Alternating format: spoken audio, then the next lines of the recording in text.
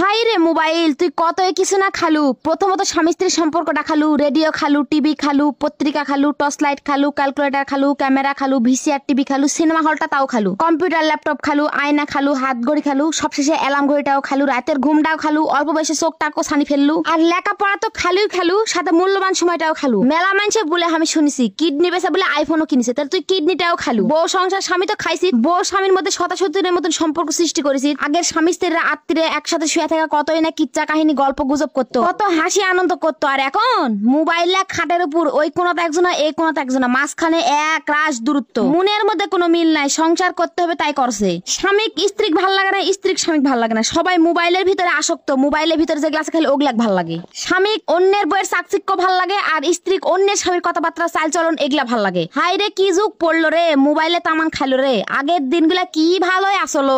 আগে স্বামী স্ত্রীর সম্পর্ক দেখলে জিউ ভরে যেত। আমার নানি দাদিরা আছে, তাদের যে ভালোবাসা দেখলে এখনো জিউ ভরে যায়। আমাদের মধ্যে খালি মারামারি, ফাটাফাটি, গন্ডগোল, খুসাখুসি এগুলা ছাড়া কোনো কিচ্ছু নাই। এর একমাত্র কারণই হচ্ছে ওই সর্বনাশা মোবাইল। ওই মোবাইলে সর্বনাশটা